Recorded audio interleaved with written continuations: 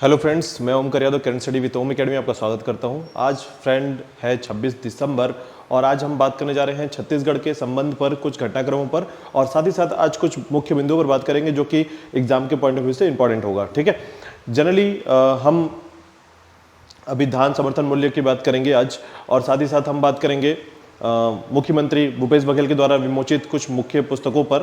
ठीक है, और साथ ही साथ भारत के स्तर पर भी कुछ घटनाक्रमों पर हम डिस्कस करेंगे। चलिए स्टार्ट करते हैं सबसे पहले कल के क्वेश्चन से। ठीक है, तो जब हमने कल का क्वेश्चन देखा था कि किसने पहली बार जनजातीय शीतकालीन महोत्सव की मेजबानी की है, तो याद रखिएगा किस राज्य ने। ठीक है, यहां पर आपको याद रखने वाली बात यह है कि चूंकि जनजातीय स्तर पर हम सबसे ज्यादा जो क्वेश्चन देखते हैं, ठीक है, तो जनजातीय शीतकालीन महोत्सव की मेजबानी की है वो है आपका जम्मू कश्मीर राज्य ने। ठीक है, तो जम्मू कश्मीर राज्य ने अभी वर्तमान में ही जनजातीय शीतकालीन महोत्सव की मेजबानी की है।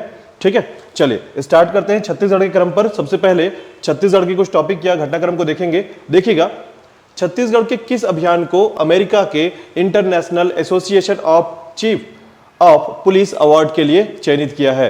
ठीक है, तो नाम याद रखिएगा।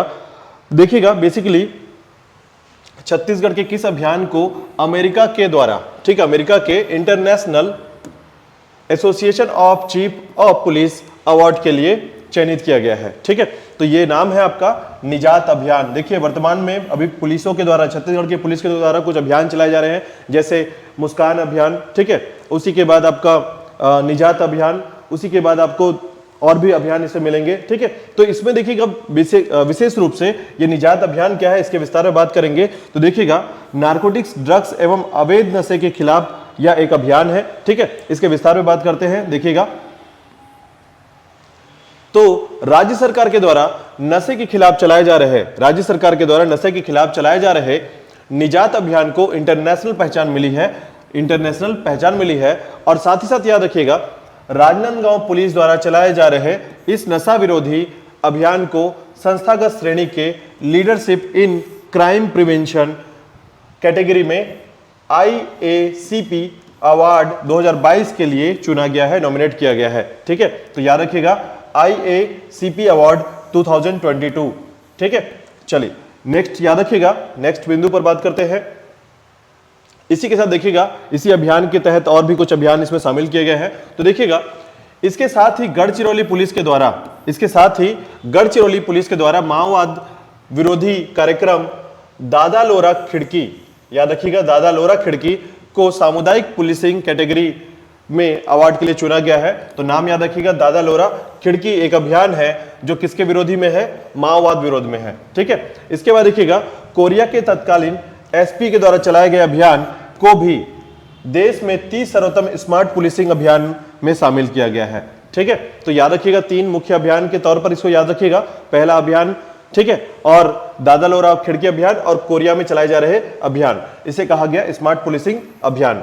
ठीक है, तो 30 सर्वोत्तम स्मार्ट पुलिसिंग अभियान याद रखिएगा, देश के इंपॉर्टेंट क्रम पर आते हैं और उसी में जैसे मुस्कान अभियान है, निजात अभियान है, दादा लोरा अभियान है, ये सभी अभियान किससे संबंधित है, पुलिस विभाग से संबंधित है। ठीक है, चलिए नेक्स्ट देखिएगा, 30वीं राष्ट्रीय बेसबॉल जूनियर 30वीं राष्ट्रीय बेसबॉल जूनियर प्रतियोगिता के लिए छत्तीसगढ़ के कितने खिलाड़ियों का चयन किया गया है। ठीक है, तो छत्तीसगढ़ के कितने खिलाड़ियों ने अपना स्थान बनाया है, चयन किया गया है। तो याद रखिएगा, इसमें 8 खिलाड़ी छत्तीसगढ़ से चयनित हुए हैं। ठीक है, चलिए देखते हैं इनके विस्तार में।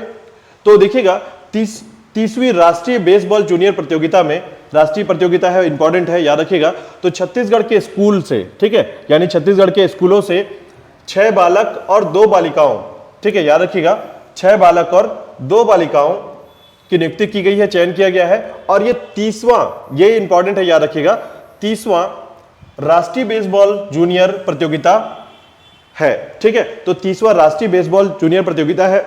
याद रखिएगा, यह प्रतियोगिता 26 दिसंबर से 30 दिसंबर तक केरल के कोलम में हो रही है। याद रखिएगा, 26 से 30 दिसंबर तक कहां पर, केरल के कोलम में हो रही है। ठीक है, राष्ट्रीय, याद रखिएगा, राष्ट्रीय जूनियर, ठीक है, बेसबॉल प्रतियोगिता, याद रखिएगा, राष्ट्रीय बेसबॉल जूनियर प्रतियोगिता 30वां है, 30वां क्रम पर आता है। चलिए नेक्स्ट देखिएगा,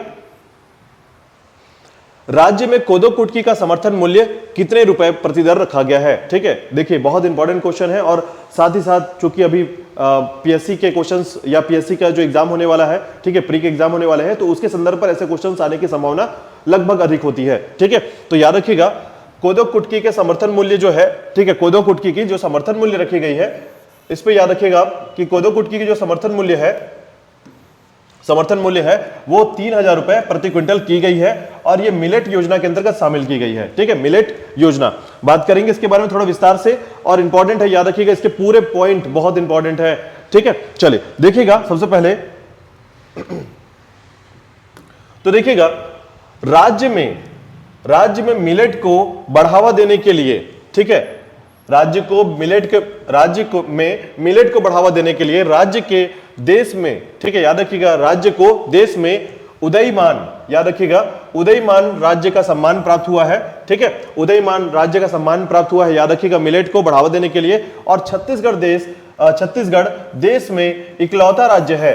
ठीक है, छत्तीसगढ़ देश में इकलौता राज्य है जहां कोदो कुटकी और रागी का समर्थन मूल्य तय किया गया है और उस पर खरीदी करने के साथ साथ वैल्यू एडिशन का काम भी किया जा रहा है। ठीक है, वैल्यू एडिशन का काम भी किया जा रहा है। इसके अलावा देखिएगा प्रदेश में कोदो कुटकी का जो समर्थन मूल्य है वो 3,000 रुपए है और साथ ही साथ रागी का समर्थन मूल्य है 3,370 रुपए। ठीक है, तो दोनों का समर्थन मूल्य याद रखिएगा 3,000 रुपए और 3,370 रुपए प्रति क्विंटल है, याद रखिएगा। और इसके बाद देखिएगा कि राज्य में मिलेट मिशन योजना तथा राजीव गांधी किसान न्याय योजना के तहत समर्थन मूल्य पर काम किया जा रहा है। यह इंपॉर्टेंट है, याद रखिएगा मिलेट मिशन योजना और राजीव गांधी किसान न्याय योजना। ठीक है, तो ये 3-4 क्रम जो है बहुत इंपॉर्टेंट है, याद रखिएगा। और इसी क्रम में 3-4 फैक्ट जो बहुत इंपॉर्टेंट बनकर आते हैं। पहला, राज्य को उदयमान जो सम्मान मिला है वो किसके संदर्भ मिला है? मिलेट के सम्मान पे। और दूसरा, राज्य में कोदो कुटकी और रागी का समर्थन मूल्य पर देने वाला, खरीदी करने वाला एकमात्र राज्य है आपका छत्तीसगढ़ और साथ ही साथ खरीदी के साथ साथ वैल्यू एडिशन पर भी काम कर रहा है। उसके अलावा इसकी कोदो कुटकी का जो प्राइस है वो 3,000 और रागी का जो प्राइस है समर्थन मूल्य पर 3,370 रुपए है और यह मिलेट मिशन योजना और राजीव गांधी किसान न्याय योजना के अंतर्गत चलाया जा रहा है। ठीक है, चलिए नेक्स्ट देखिएगा मिलेट की खेती को बढ़ावा के संबंध में। ठीक है, उसी के कुछ पॉइंट्स अब आगे देखते हैं। सॉरी, देखिएगा मिलेट की खेती को बढ़ावा के संबंध में राज्यों को राष्ट्रीय स्तर पर दिया गया जो अवार्ड है वो है पोषक अनाज अवार्ड 2022। याद रखिएगा पोषक अनाज अवार्ड जो है ये किससे संबंधित है? तो मिलेट्स से संबंधित है। ठीक है, मोटे अनाज से संबंधित है, याद रखिएगा। इसके बाद देखिएगा मिलेट्स उत्पादक कृषकों के प्रोत्साहन स्वरूप प्रति एकड़ जो है ये 9,000 रुपए प्रति एकड़ जो है 9,000 रुपए दिए जाते हैं। ठीक है, सहायता राशि प्रदान की जाती है। वर्तमान में छत्तीसगढ़ मिलेट्स मिशन के तहत प्रति एकड़, याद रखिएगा प्रति एकड़ कितना उत्पादन होता है? 4.5 क्विंटल का उत्पादन होता है, जिसे बढ़ाने की यानी कि 9 क्विंटल बढ़ाने की लक्ष्य रखी गई है। तो 4-5 फैक्ट्स यहां से निकल कर आते हैं, बहुत इंपॉर्टेंट है, याद कीजिएगा। ठीक है, चलिए नेक्स्ट पॉइंट पर चलते हैं। नेक्स्ट है आपका छत्तीसगढ़ राज्य के द्वारा कितने मेगावाट नए पावर प्लांट लगाने का निर्णय किया गया है, विद्युत उत्पादन क्षमता बढ़ाने का निर्णय किया गया है? तो उसमें आंसर है आपका 1320 मेगावाट। ठीक है, 1320 मेगावाट का उत्पादन क्षमता बढ़ाया जा रहा है। ठीक है, इसके पॉइंट्स को देखते हैं, थोड़ा सा देखिएगा विस्तार में। तो छत्तीसगढ़ राज्य 2008 में जीरो कट पावर, ठीक है, यानी कि जीरो पावर कट स्टेट बना, जो कि देश का पहला राज्य है। याद रखिएगा देश का पहला राज्य है जहां 2008 में जीरो पावर कट स्टेट बना। 1320 मेगावाट की बिजली उत्पादन की क्षमता के साथ छत्तीसगढ़ स्टेट जनरेशन कंपनी की विद्युत उत्पादन क्षमता जो है यह बढ़कर 4300 मेगावाट हो जाएगी। याद रखिएगा अगर जैसे ही 1320 मेगावाट की विद्युत क्षमता बढ़ती है तो इसकी विद्युत क्षमता कितनी हो जाएगी? 4300 मेगावाट। ठीक है, 4300 मेगावाट की विद्युत उत्पादन क्षमता हो जाएगी। और इसके साथ ही देखिएगा कि राज्य की स्थापना के समय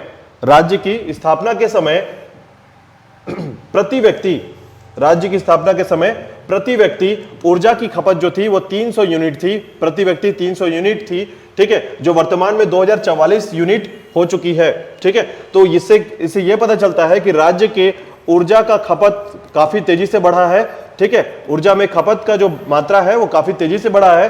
साथ ही साथ यहां पर समझिएगा, राज्य में पावर जनरेशन कंपनी, ठीक है, राज्य में Chhattisgarh power generation company Korba पश्चिम में 660 मेगावाट के 2 यूनिट लगाए जाएंगे, जिससे 1320 मेगावाट की विद्युत उत्पादन क्षमता बढ़ेगी। लेकिन याद रखिएगा, ये 2 सुपर, ठीक है, मेगावाट 2 सुपर क्रिटिकल नवीन विद्युत उत्पादन संयंत्र पर कार्य प्रारंभ किया गया है, जिसका लक्ष्य है कि 2029 से 30 के बीच यह कार्य पूर्ण किया जा सके।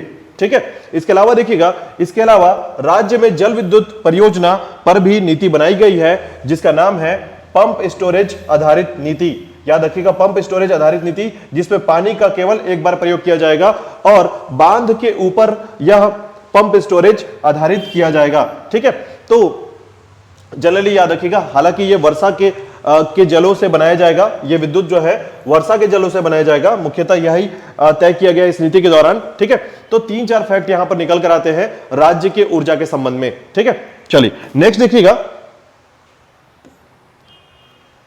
छत्तीसगढ़ राज्य के किस जिले में गोबर से प्राकृतिक पेंट बनाने की प्रक्रिया प्रारंभ कर दी गई है? तो देखिएगा, ये बिल्कुल बेसिक सा है कि आजकल वर्तमान में जो बहुत ज्यादा न्यूज में छपा हुआ चल रहा है आजकल, यानी कि बहुत ज्यादा एक इंपॉर्टेंट फैक्ट की तरीके से चल रहा है, जिसमें छत्तीसगढ़ में, ठीक है, छत्तीसगढ़ में गोबर से प्राकृतिक पेंट बनाने की एक प्रक्रिया योजना प्रारंभ की जा रही है। ठीक है, और इसमें काफी क्षेत्रों में जो गोठान है, उन गोठानों में यह प्रक्रिया या फिर इनसे संबंधित जितने भी संयंत्र हैं वो स्थापित किए जाएंगे। और याद रखिएगा, इसके बनने पर, यानी प्राकृतिक पेंट बनने पर छत्तीसगढ़ के प्रशासकीय भवनों को रंग रोगन के लिए, प्रशासनिक भवनों को रंग रोगन के लिए इसी प्रकार के पेंट का प्रयोग किया जाएगा या गोबर से बने हुए प्राकृतिक पेंटों का प्रयोग किया जाएगा। और यह भारत स्तर पर, याद रखिएगा, भारत स्तर पर एक सबसे अद्वितीय योजना है। ठीक है, अद्वितीय योजना है जो छत्तीसगढ़ सरकार के द्वारा क्रियान्वित किया जा रहा है। ठीक है, याद रखिएगा, बालोद के खपराभाट क्षेत्र में इस परियोजना की प्रक्रिया जो है ये 10 जनवरी से प्रारंभ कर दी जाएगी, इसका विस्तार प्रारंभ हो जाएगा। ठीक है, तो ये पॉइंट्स कुछ याद रखिएगा, बहुत इंपॉर्टेंट है, क्योंकि देखिए जनरली राज्य सरकारों के द्वारा अपने राज्य को एक उन्मुक्त दिशा में आगे बढ़ाने के लिए कुछ विशेष प्रकार की योजना का क्रियान्वयन किया जाता है। ठीक है, जिसमें कुछ क्षेत्र, जैसे देखिए इसमें आपको याद करने वाली बात तो ये नहीं है कि आपको रंग रोगन के लिए किस प्रकार के पेंट का प्रयोग किया जाएगा, ये मैटर नहीं कर रहा। मैटर ये कर रहा है कि किन किन क्षेत्रों पर विशेष रूप से ये कार्य प्रयोजन प्रारंभ कर दिया गया है। ठीक है, चलिए नेक्स्ट बिंदु पर बात करते हैं। देखिएगा, राज्य में, ठीक है, राज्य में समर्थन मूल्य पर हाल ही में कितने मीट्रिक टन धान की खरीदी की जा चुकी है? तो याद रखिएगा, ये जो डेटा रहेगा आपका वो लगभग 23 दिसंबर का डेटा हम मेंटेन करेंगे। ठीक है, क्योंकि लगातार ये डेटा कन्वर्ट हो रहा है, चेंज हो रहा है। ठीक है, लेकिन याद रखिएगा कि एक मोटा मोटी डेटा आपको थोड़ा सा याद रहेगा, और सबसे इंपॉर्टेंट क्या है इस पूरे फैक्ट में, वो आपको मैं डिस्कस करूंगा। तो देखिएगा, राज्य में समर्थन मूल्य पर हाल ही में कितने मीट्रिक टन धान की खरीदी की जा चुकी है? तो देखिएगा, छत्तीसगढ़ में धान खरीदी महाअभियान के तहत समर्थन मूल्य के द्वारा लगभग 69.12 लाख मीट्रिक टन धान की खरीदी की गई है। ठीक है, तो ये इंपॉर्टेंट यहां पर अभी नहीं है, क्योंकि आने वाले समय में अभी धान की खरीदी के जो क्रम है वो बढ़ेंगे। ठीक है, लेकिन इसके बाद देखिएगा इसमें और क्या इंपॉर्टेंट फैक्ट आता है। तो देखिएगा, ये इंपॉर्टेंट फैक्ट है आपका धान के संबंध में, धान खरीदी के संबंध में। तो देखिएगा, इस वर्ष राज्य में 25.92 लाख किसानों का पंजीयन हुआ है, जिसमें 2.26 लाख नए किसान लगभग शामिल हुए हैं। ठीक है, नए किसान शामिल हुए हैं। अब देखिएगा, इस वर्ष धान की खरीदी के लिए 2600 उपार्जन केंद्र बनाए गए हैं। ये इंपॉर्टेंट है, याद रखिएगा, 2600 उपार्जन केंद्र बनाए गए हैं, और जिसमें सामान्य धान, ठीक है, सामान्य धान का जो प्राइस है वो कितना है? 2040 रुपए। याद रखिएगा, सामान्य धान का जो प्राइस है 2040 रुपए है प्रति क्विंटल, और ग्रेड ए धान जो है ये 2060 रुपए प्रति क्विंटल किया गया है। ठीक है, तो इसके दर की जो खरीदी दर है वो दोनों याद रखिएगा 2040 और 2060, यानी 20 रुपए का फर्क है, यह भी याद रखिएगा। ठीक है, इसके बाद देखिएगा धान खरीदी के लिए राज्य सरकार के द्वारा टोकन तुहर हाथ ऐप जारी किया गया है, तो यह भी याद रखिएगा, टोकन तुहर हाथ ऐप। ठीक है, टोकन तुहर हाथ ऐप जो है ये धान की खरीदी, समर्थन मूल्य पर धान की खरीदी के लिए ये ऐप जो है ये बनाया गया है, ये याद रखिएगा। ठीक है, तो 3-4 फैक्ट यहां पर निकल कर आते हैं। सबसे पहले देखिएगा इस वर्ष जो है लगभग 2.26 लाख कि नए किसान जो है ये शामिल हुए हैं धान खरीदी के लिए। ठीक है, सॉरी, धान विक्रेता के रूप में। ठीक है, समर्थन मूल्य में धान विक्रेता के रूप में। और साथ ही साथ याद रखिएगा कि इस वर्ष जो है धान की खरीदी के लिए जो उपार्जन केंद्र बनाया गया है वो 2600 उपार्जन केंद्र होंगे। और उसके बाद याद रखिएगा कि इसमें धान जो है इसका सामान्य जो प्राइस रखा गया है, ठीक है, समर्थन मूल्य में सामान्य धान के लिए 2040 है, और ग्रेड ए का जो धान होगा वो 2060 रुपए होगा प्रति क्विंटल की दर से। ठीक है, खरीदा जाएगा सरकार के द्वारा, और 2600 उपार्जन केंद्र है। ठीक है, और इसके साथ याद रखिएगा टोकन तुहर हाथ ऐप जो है ये जारी किया गया है समर्थन मूल्य से धान की खरीदी के लिए। ठीक है, चलिए नेक्स्ट देखिएगा, राज्य के मुख्यमंत्री भूपेश बघेल के द्वारा राजकीय पशु जंगली भैंसों के संरक्षण पर लिखी गई किस पुस्तक का विमोचन किया गया है? ठीक है, तो याद रखिएगा बैक फ्रॉम द ब्रिंक। ठीक है, पुस्तक है बैक फ्रॉम द ब्रिंक। ठीक है, इस पुस्तक के संदर्भ में याद रखिएगा बैक फ्रॉम द ब्रिंक जो पुस्तक है ये कंजर्वेशन एक्शन सीरीज 20210716 के तहत इसे लिखा गया है। ठीक है, और याद रखिएगा बैक फ्रॉम द ब्रिंक जो है एक महत्वपूर्ण पुस्तक है। ठीक है, चलिए इसके विस्तार में कुछ बात करते हैं। देखिएगा कि राज्य में जो पुस्तक का विमोचन हुआ है उसके संदर्भ पर हमारे पास कौन कौन सी जानकारी मिल पाती है। तो देखिएगा इंपॉर्टेंट फैक्ट है, याद रखिएगा।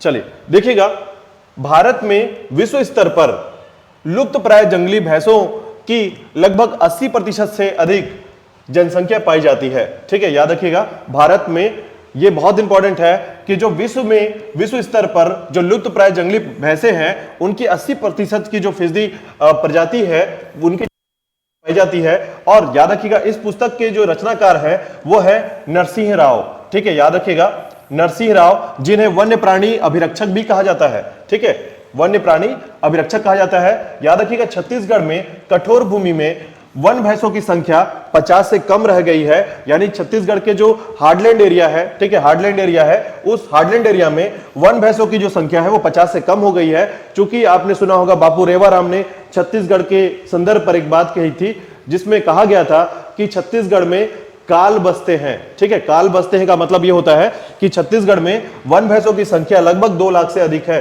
ठीक है, और आज आप वर्तमान में देखेंगे कि इनकी संख्या जो है लगभग 50 से कम रह गई है। इनके बारे में और 2 मुख्य बिंदु पर बात करते हैं। तो देखिएगा, जबकि असम की आर्द्र भूमि में, ठीक है, जबकि असम की आर्द्र भूमि में वन भैंसों की संख्या लगभग 4000 के करीब है। ठीक है, वर्तमान में राज्य में उद्यानिकी अभ्यारण्य में 1 मादा वन भैंसी और 6 वन भैंसा बचे हुए हैं। ठीक है, तो स्थिति आप बिल्कुल समझ पा रहे हैं कि स्थिति क्या स्थिति है अभी वन भैंसों की। ठीक है, राजकीय पशु है हमारा।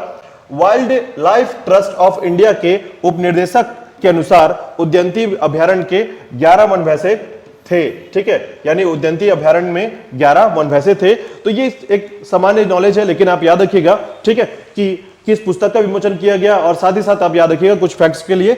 चलिए नेक्स्ट बिंदु पर बात करते हैं। नेक्स्ट है, अब राष्ट्रीय स्तर पर हम कुछ मुख्य बिंदु पर बात करेंगे। देखिएगा वीर बाल दिवस कब मनाए जाने की घोषणा की गई है, तो यह है मुख्य डेट इसका 26 दिसंबर। ठीक है, 26 दिसंबर। चलिए देखते हैं इसके विस्तार पर। देखिएगा 9 जनवरी 2022 को प्रधानमंत्री मोदी के द्वारा 26 दिसंबर को, ठीक है, 26 दिसंबर को 26 दिसंबर को वीर बाल दिवस के रूप में मनाए जाने की घोषणा की गई थी। इस वर्ष भारत पहला वीर बाल दिवस मनाएगा। ठीक है, याद रखिएगा इस वर्ष जो है भारत जो है ये पहला वीर बाल दिवस मनाएगा। 10वें सिख गुरु गोविंद सिंह के 4 पुत्रों को श्रद्धांजलि देने के लिए इस दिन को चुना गया है, जिन्हें छोटी से उम्र में मुगलों के द्वारा मार दिया गया था। ठीक है, तो यहां पर याद रखिएगा 10वें सिख गुरु गोविंद सिंह के 4 पुत्रों को श्रद्धांजलि के लिए आज के दिन यानी कि 26 दिसंबर को भारत पहला वीर बाल दिवस मनाएगा। ठीक है, चलिए नेक्स्ट बिंदु पर बात करते हैं। नेक्स्ट है फैक्ट आपका, गुरु गोविंद सिंह के 4 पुत्र, चलिए उनके विस्तार में है, थोड़ा सा विस्तार देखते हैं। गुरु गोविंद के 4 पुत्र थे जिनका नाम था अजीत सिंह, जोरावर सिंह और फतेह सिंह और साहिबजादा जुझार सिंह। ठीक है, तो 4 पुत्र थे उनके और वीर बालक दिवस का आयोजन जो है 26 जनवरी को मेजर ध्यानचंद स्टेडियम दिल्ली में किया जाएगा। ठीक है, तो ये जो मुख्य आयोजन है थोड़ा सा अलग हटकर होगा, लेकिन दिवस के रूप में याद रखिएगा 26 दिसंबर, और साथ ही साथ याद रखिएगा वीर बाल दिवस का जो आयोजन है वो 26 जनवरी को major Dhyanchand national stadium Delhi में किया जाएगा। ठीक है, चलिए नेक्स्ट बिंदु पर बात करते हैं।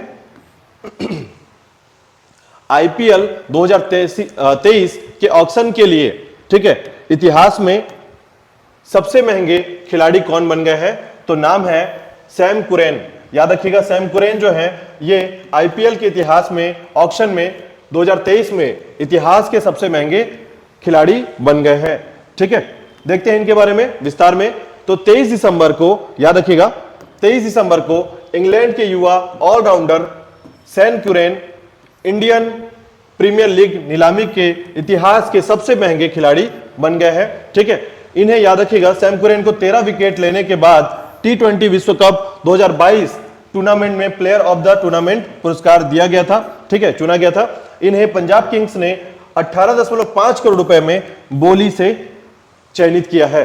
ठीक है, तो ये इंपॉर्टेंट है, याद रखिएगा सैम कुरैन जो है 18.5 करोड़ रुपए वाले यानी ऑक्शन में या नीलामी में पंजाब किंग्स ने इन्हें चयन किया है। ठीक है, चलिए नेक्स्ट बिंदु पर बात करते हैं। देखिएगा भारत और बांग्लादेश के मध्य चल रहे टेस्ट सीरीज का विजेता कौन देश बना? तो भारत। ठीक है, याद रखिएगा भारत विजित हुआ, दोनों टेस्ट इसने जीता है। ठीक है, देखिएगा आगे इसके विस्तार में भारत के और बांग्लादेश के मध्य जो टेस्ट सीरीज हुआ उसमें भारत ने बांग्लादेश को 3 विकेट से हराकर यह जीत हासिल की है। साथ ही साथ देखिएगा इस मैच में Pujara man of the match the series और Ashwin man of the match रहे हैं। ठीक है, याद रखिएगा man of the series Ashwin Pujara ji और अश्विन जो है मैन ऑफ द मैच रहे हैं। ठीक है, चलिए नेक्स्ट देखते हैं।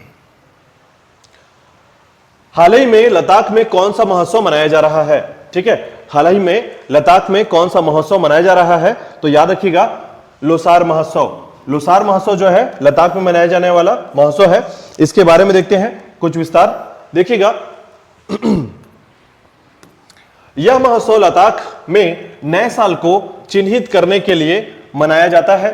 ठीक है, यह बौद्ध समुदाय द्वारा सर्दियों में मनाया जाने वाला लद्दाख का एक महत्वपूर्ण सामाजिक धार्मिक त्योहार है। नए साल से 9 दिनों तक और लोसार उत्सव मनाया जाना जारी रहेगा। और साथ ही साथ याद रखिएगा अरुणाचल प्रदेश में मोनपा जनजाति के द्वारा लोसार महोत्सव भी मनाया जाता है। ठीक है, तो याद रखिएगा लद्दाख और अरुणाचल प्रदेश में ये दोनों जगह पर मनाया जाता है लोसार महोत्सव। और आप लोसार महोत्सव के लिए याद रखिएगा लद्दाख में मनाया जाता है और साथ ही साथ मोनपा जनजाति के द्वारा भी यह मनाया जाता है। ठीक है, चलिए नेक्स्ट बिंदु पर बात करते हैं। नेक्स्ट देखिएगा पुष्प कमल दहल प्रचंड वर्तमान में किस देश के प्रधानमंत्री बने? तो ये नेपाल के प्रधानमंत्री बने हैं। जैसे कि आपको पता होगा कि पिछले दिनों में कुछ ऐसे ही अचानक घटनाएं घटी जिसमें पहले तो ये समझा जा रहा था कि देवबा जी जो हैं ये नेपाल के प्रधानमंत्री बनने वाले हैं, लेकिन शाम तक कुछ परिवर्तन ऐसे हुए जिसमें कुछ चीजें ही बदल गई और वर्तमान में पुष्प कमल दहल प्रचंड जो है ये नेपाल के नए प्रधानमंत्री बने हैं। इनके बारे में थोड़ा विस्तार देखते हैं। देखिएगा प्रचंड तीसरी बार नेपाल के प्रधानमंत्री बने हैं। राष्ट्रपति विद्या देवी भंडारी उनको प्रधानमंत्री पद की शपथ दिलाएंगी। ठीक है, चलिए नेक्स्ट देखिएगा। आज का क्वेश्चन है आपका, कमेंट बॉक्स में इसका आंसर जरूर कीजिएगा। ठीक है, किस राज्य के राज्यपाल ने धर्म की स्वतंत्रता अधिनियम को मंजूरी दी है? ठीक है, इसका क्वेश्चन जरूर कमेंट बॉक्स में दीजिएगा। चलिए मिलते हैं कल नए करंट अफेयर के साथ। धन्यवाद।